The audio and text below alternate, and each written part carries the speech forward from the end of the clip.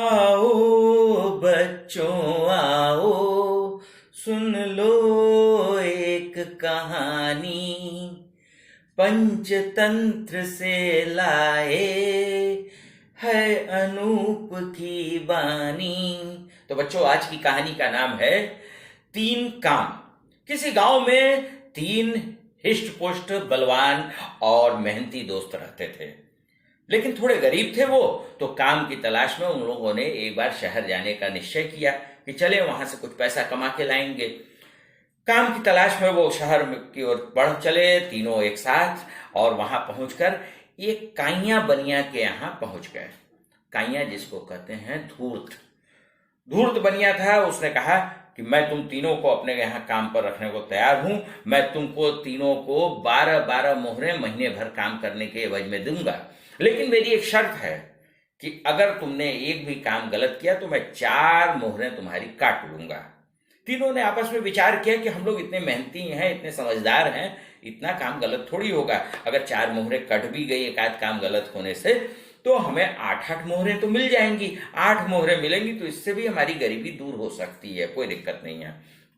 पूरे 1 महीना तीनों ने खूब जमकर काम किया, और फिर उसके बाद जब वो उनके पास पहुंचे, एक दिन पहले उनके पास पहुंचे बनिया के पास। उन्होंने कहा कि महाराज, कल हमें अपने गांव की ओर जाना है, तो हमारी 12-12 मोहरें आप अपने पास तैयार रखिए।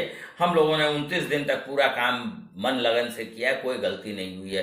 कहा, हाँ, अभी तो तुम्हारा एक दिन बाकी है ना, तो ठीक है, अभी कल वाला काम कर देना, तो चले जाना। बड़े तुम शौक से 12-12 मोहरें तुम्हारी ये रखी हुई हैं, कोई दिक्कत नहीं है। अब उसने कहा कि 3 काम तुम्हें करना है, और ये तीनों काम बिल्कुल सही से ही करना है। तो उन्होंने कहा, हाँ बताइए कौन सा काम है। उन्होंने कहा कि एक छोटी सुराही में बड़ी सुराही को भर देना है। तीनों मित्र चौंक गए कि चलो ठीक है, एक काम नहीं मान लो कर सकते हैं, दूसरा काम बताइए। तो कहा कि गोदाम के भीगे हुए अनाज को बिना बाहर गोदाम से बाहर निकाले बिना उसको सुखाना है। तीनों बड़े विस्मय में हुए। तीसरा काम बताइए। तो मेरे सिर का वास्तविक वजन क्या होगा। ये तीनों काम बिल्कुल असंभव से थे। अब बेचारे तीनों नौकरों का मुंह लटक गया।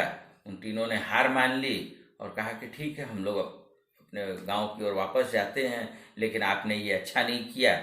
हम लोगों ने 3 पूरे महीने बहुत ही मेहनत से काम किया है, इसका परिणाम अच्छा नहीं होगा आपको। सेठ ने कहा, जाओ, ऐसे बहुत से तुम्हारे जैसे लोग आते जाते रहते हैं, तुम भी आए हो और आज ऐसे चले जाओ। खैर, वो तीनों वापस मुंह लटकाए हुए लौट रहे थे। एक विद्वान आदमी ने उन्हें देखा, और देखा उसे कुछ लगा कि कुछ गड़बड़ है। बात पूछी तो उन्होंने सारी बात बताई। उसने उनके कान में कुछ कहा और कहा कि ठीक है, अब तुम लोग जाओ और ये काम कराओ। तीनों बड़े खुश हुए, गए सेठ से के पास। दूसरे दिन गए, कहा कि आज 30वां दिन है और आज हम आपका काम करेंगे। सेठ भी मुस्कुराकर कहा कि ठीक है, करो करो। उन्होंने किया क्या कि सुराही, बड़ी वाली सुराही को तोड़ा और उसके छोटे छोटे टुकड़े करके छोटी वाली सुराही में डालना शुरू कर दिया। तो इस तरीके से सुराही में कोई ऐसी शर्त तो थी नहीं कि उसे तोड़ना नहीं है, तोड़ के उसको डाल दिया। अब दूसरे काम में हुआ क्या कि बिना अनाज को बाहर निकाले उसको सुखाना है गोदाम के अंदर। उन्होंने किया क्या कि पूरे गीले अनाज को पूरे गोदाम के अंदर फैला दिया और हथौड़ा लेके, छेनी लेकर चढ़ गए छत पर और छत को तोड़ना शुरू किया। इस पर व्यापारी ने कहा, ये क्या कर रहे हो। कहा कि शर्त है कि बाहर नहीं निकालना है अनाज, हम पूरी छत को तोड़ देते हैं, वहां पर धूप आएगी, वहां सूख जाएगा शाम तक अनाज। व्यापारी फिर बड़ा परेशान हुआ कि अरे, ये तो मैं ये शर्त भी हार रहा हूँ, ऊपर से नुकसान भी झेल रहा हूँ।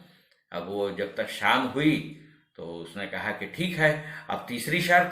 तुरंत उन लोगों ने एक तलवार ले आई और कहा कि आपकी गर्दन काटनी पड़ेगी, क्योंकि उसका सही वजन उसके बिना नहीं उतर सकता है।